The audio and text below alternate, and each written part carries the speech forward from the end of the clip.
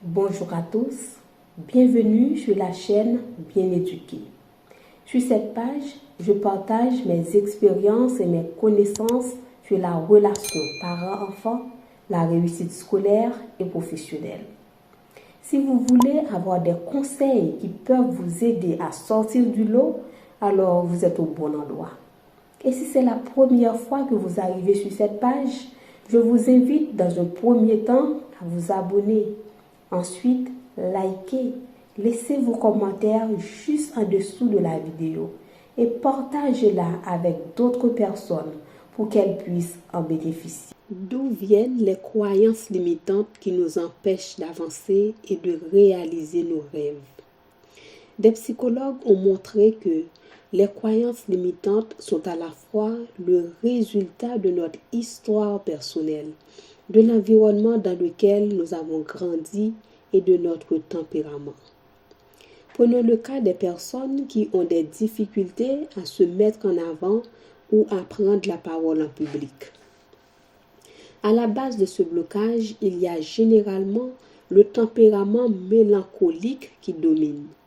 Certaines personnes ont de la chance d'évoluer dans un environnement favorable, c'est-à-dire elles rencontrent des gens qui les aident à se mettre en avant, à prendre des initiatives. Ces personnes connaîtront des succès qui leur donneront confiance. D'autres, au contraire, évoluent dans un contexte moins épanouissant. Dans ce cas, elles subiront des échecs qui vont laisser des traces.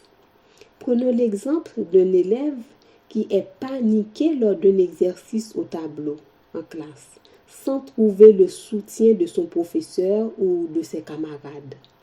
Cette situation peut développer chez lui une phobie sociale. Nous avons tous une certaine peur des autres, à un degré plus ou moins élevé.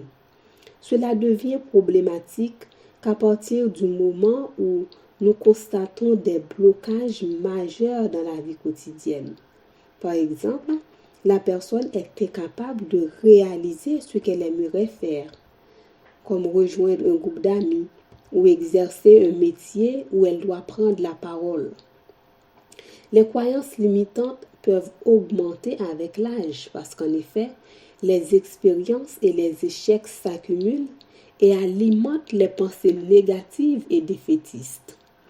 Les croyances limitantes sont souvent liées à une mauvaise estime de soi, l'évaluation que la personne fait d'elle-même et au jugement qu'elle porte sur elle-même.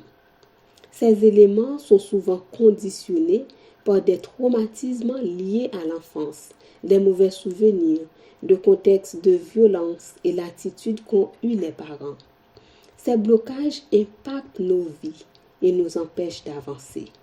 À cela s'ajoute la confiance en soi, qui est la perception que chacun a de sa capacité à agir et à réussir. La confiance en soi dépend en partie de l'estime de soi. L'affirmation de soi, quant à elle, permet d'oser d'exister sans se limiter. Elle est une capacité à se poser en société. Nous voyons que les choses peuvent bloquer à plusieurs niveaux. Certains blocages résultent uniquement de problèmes d'affirmation de soi, sans que l'estime de soi soit atteinte. C'est le cas d'une personne qui n'ose pas se mettre en avant, mais qui ne se dévalorise pas pour autant. Dans d'autres cas, c'est l'estime de soi qui est touchée. Les blocages émotionnels, que ce soit le manque de confiance ou d'estime, nous poussent vers l'isolement. Les croyances limitantes influencent notre qualité de vie, entravent notre dynamisme et notre joie de vivre. Agir sur ces blocages, c'est prendre sa santé en main, car c'est elle qui nous propulse vers la réussite. Cela a été un grand plaisir pour moi de partager ces conseils avec vous. Si vous ne l'avez pas encore fait, abonnez-vous à la chaîne, likez et partagez la vidéo afin de permettre à d'autres personnes d'en bénéficier.